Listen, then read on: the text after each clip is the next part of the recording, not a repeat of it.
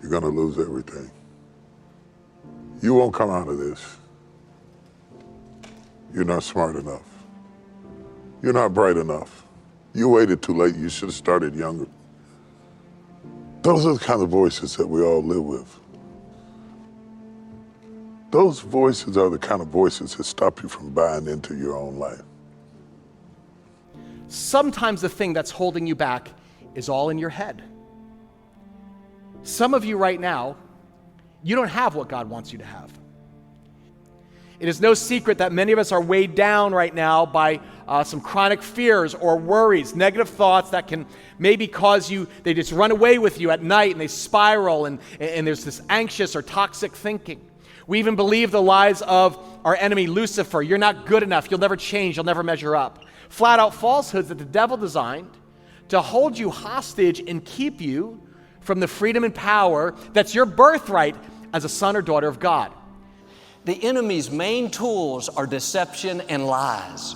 Your mind is the bullseye of his target. If he can control your thinking, he can control your life. You can't stop negative thoughts from coming, but here's the key. Just because a thought comes doesn't mean you have to think it. You control the doorway to your mind. Ask yourself, where is this thought coming from? If it's not positive, hopeful, encouraging, it's not from God. That's the enemy doing what he does best, trying to plant negative seeds, fearful seeds, inferior seeds. God said here in Isaiah, if you'll keep your mind stayed on me, I will keep you in perfect peace. What is your mind stayed on? What are you dwelling on throughout the day? How many of you know that it's very, very important that we make every effort that we can to be positive in life? Some people, to be honest, you could solve all your problems if you would just change from being negative to positive. The right approach is, yes, there's a lot of uncertainty. I don't know how it's all going to turn out, but God, I know you're my provider. Just as you take care of the birds of the air, feed and clothe them, you're going to take care of me. Instead of keeping your mind stayed on your problems, stayed on the news, stayed on doubt, stayed on worry, keep it stayed on what God promised you. And what we've discovered is that most of life's battles are won or lost in your mind. Your mind is a battlefield. And as a Christian, you have a choice. You can believe Satan's lies to you, or you can believe God's truth about you. And the enemy always has some sort of tool or memory or situation that he uses to terrify you, even though the good times are here, and the dream is there, the blessing is there, and the goodness is there. But there's always this haunting, nagging defiance that says, don't you relax. You're not worth it. You don't deserve it. And it's not going to last because everything else went away. Maybe this will go away too. We talk about faith for bad times, but you also need faith in good times to actually believe the goodness of God is not going anywhere. To silence the voices that keep saying you'll never make it. You're about to lose everything. Fear gets in your heart. You can change your outcome, but you have to stop talking to yourself the way you do. Because if you continue to talk to yourself the way you do, you will always be where you've always been. It is what you say within yourself that heals you. Yes. You see those voices that say what you can't do, what you can't have, what you can't be, what's not going to last, what's not going to work, is how the enemy pulverizes the promises of God in your life. To talk back to those voices shuts the enemy down. The pressure I was going through, I was causing. Because the pressure I was going through was coming from the things that I allowed to reverberate in my head. And I'm wondering if there are things echoing in your head right now that are stopping you from living your best life because you will not silence them by speaking back. Many times the problems that we think we have with our lives are actually problems with our thoughts. Proverbs 4:23 says you've got to carefully guard your thoughts because they are the source of true life. You are the narrator of your life. So we have to fix our thoughts. We have to fix our thoughts. Jesus wants to change your pattern of thinking and give you a new pattern. Amen? That's why Romans 12:2 says, do not conform to the pattern of this world, but be transformed by the renewing of your mind. Then you will learn to know God's will for you, which is good and pleasing and perfect. So it's about the pattern. If you think negative thoughts, you'll become a negative person. You will likely find whatever you fix your focus on. If you decide to look for what's good in life, you'll find the good. If you decide to always look for what's bad about any given situation, you'll find the bad. And if you don't decide in advance to fill your brain with godly, positive thoughts, your human nature will be more than happy to revert to its default setting, which is looking for what's negative. 2 Corinthians 10 verse 5, it says, we take captive every thought to make it obedient to Christ. Listen, your thoughts are not in control of you. You are in control of your thoughts. You cannot have an obedient life without having an obedient thought life. I mean, I was a Christian for many, many, many years and loved God and couldn't figure out why I just kept having so many problems. And I didn't understand this stuff about the mind. I just thought that I couldn't help what I thought. I can't help what I think. And I didn't have any idea that I could cast down wrong thoughts, or I could shut my mind against thoughts, that I didn't have to just receive everything that fell into my head and just take it as my own and roll it over and over and over in my mind. Your life is always moving in the direction of your strongest thoughts. In other words, what you tend to think about comes out in your life. In fact, the wisest guy in the Bible, Solomon, in Proverbs 23, described it this way. He said, for as a person thinks in his heart, so is he. In other words, what do we know? The life you have is often a reflection of the thoughts you think. The life you have is a reflection of the thoughts you think. What you think determines who you become. In other words, if you think you can't do something, guess what? You probably won't, right? If you think you can, by God's grace, you probably will try, or at least you will try. If you fixate only on your problems, you get up and you say, man, the world is bad, it's going to hell in a handbasket, life is hopeless, guess what? You will get overwhelmed by 8 o'clock in the morning. But instead, if you actually renew yourself in the Holy Spirit, saturate your brain in Scripture, if you believe with faith, no, whatever comes today, it can be hard, but I can tap into God's strength. God has good stored up for me, good works he's planned in advance. You will actually discover some solutions, and you're going to watch your faith grow. See, if you always feel like you're a victim of your circumstances, guess what? You will probably live like a victim for most of your life.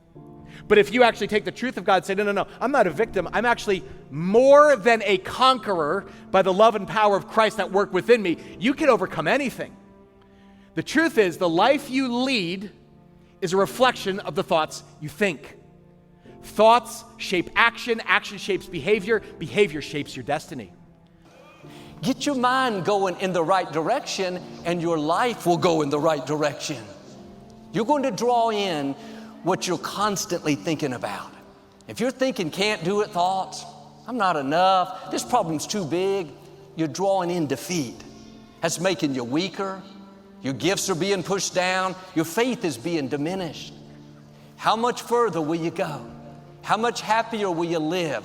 How much more of God's favor will you see if you'll guard your mind? If you'll be selective in what you're dwelling on? If you'll keep it stayed on Him? There are lies that the devil actually peddles to you all the time. Do you ever find yourself thinking, I just can't change? even if I try, I'll always be overweight. My family's always struggled with that. Or we'll always be in debt. My family, we're just not good with money. Or marriage, like I'm just, it's just, he's never going to change. I'm no good at relationships. Whenever I start to grow close, I do something to screw it up. In fact, I'm a screw up, I can't believe God would care about somebody like me. Listen to me. That's the voice of your enemy. He's waging war on the battlefield of your mind to keep you captive. You know what Jesus called Satan? A liar and a punk. Listen to this. He said, there is no truth in him. When he lies, this is the devil, he speaks his native language, for he is what? A liar and the father of lies. In other words, he gives birth to lies all the time. So understand, Satan is an enemy, and he's always looking for a place in your mind where you may agree with a falsehood that is not true. The devil will get you on either side. His whole strategy is to get you to buy into something that is untrue about God or yourself, to lead you away from God's freedom and healing and purpose for your life. Everything with the devil is ever and never. It's never going to change, and it's always going to be that way. His favorite thing is to tell you how no good you are, and how all you do is make mistakes, and how your life is over, and you're never going to get over your past, and nobody cares about you, and you're not going to get the job, and you're not going to get the raise, and you'll never have a new car. And before long, whatever thoughts you've been repeating, that's your default thinking. And if it's negative, it creates, guess what? A stronghold. Because if you believe a lie for long enough and your mind starts to act, well, this lie is true, you get stuck in a rut. I want you to imagine this. You guys see how this works? If you walked out in your front yard and you walked across your lawn in a certain pattern for 100 days straight, same line, same path to your car, thousands of steps, what do you think is going to happen to your lawn, right? You're going to create a pathway in your yard. Same thing. If you think on a lie for 100 days straight, you will start to believe the lie, and it will create this neural pathway for your brain just to run off with it. You can call it stinking thinking. It's where lies get lodged in your mind, and they create this stronghold you can't change. But with God's help, we're going to renew our minds, like Paul says. We're going to actually stay off that old path, and you know what actually happens, by the way? If you stay off your lawn for 100 days, what happens? The grass grows back. I'm going to put a new pathway in my brain towards God's truth. Paul says, do not conform to the what? Pattern of this world. You could translate that. Don't be conformed to the pathways of the world. These wrong patterns of thinking. But be transformed by what? Renewing of your mind. Paul's like, stay off that destructive, negative pathways of lies and replace it for God's truth. Here's a simple principle. When a negative thought comes, erase it and replace it. It's not enough to just not think negative, because once you dismiss it, once you make that decision, I'm not dwelling on that. I'm not letting that worry in. That's good. The problem is, it'll come back in a few seconds. Once you erase the negative, replace it with a positive thought. Don't leave your mind empty. The thought comes, nothing good's in your future. Dismiss it. Don't give it the time of day. Then take the next step. Father, you promised the path of the righteous, my path, is getting brighter and brighter. You said my latter days will be better than my former days. When the thoughts come, this problem's too big. The opposition too strong. You'll never get past it. You can let that play and live defeated, discouraged, intimidated, or you can replace it with what God says. Father, you said when the enemy comes against me one way, you would defeat them and cause them to flee 7 different ways. And yes, this may be too big for me, but I know it's not too big for you. Maybe you're here and you think, I'm not enough. My family wasn't enough. I'm not a good enough parent, or I can never get it all done. And you're going to take the truth of God that says, I can do all things through Christ, who gives me what? Strength. Even when I'm weak, that's when Christ is at his strongest. Maybe you feel like I'll never be attractive enough. I don't like the way I look in the mirror. No. You are beautifully and fearfully and wonderfully made by the grace of God. He's given you beautiful gifts to make a difference in this world. Maybe you're like, Tim, I'm just always going to be miserable. I'm always going to feel depressed. No. The joy of the Lord can be your strength. The moment the liar whispers to you, you're going to be alone. I'm never alone. Christ has promised Jesus will never leave me, never forsake me. The devil whispers, no, you're nothing but a victim. No. God's word says, I am more than a conqueror through Christ who loved me and gave himself up for me, amen? You have to declare war. I am not who others say I am. I'm not even who my own lion mind says I am. I am who God says I am. You will know the truth, and the truth will set you free. You cannot have a positive life when you have a negative, fear-filled mind. What comes into your mind comes out in your life. And so Paul says, take it captive. Every thought, capture that lie, name it, I forbid you entry, remove it, and replace it with the truth of God. And by the power of God, you will break that stronghold, because Jesus holds the key that sets every prisoner free, amen?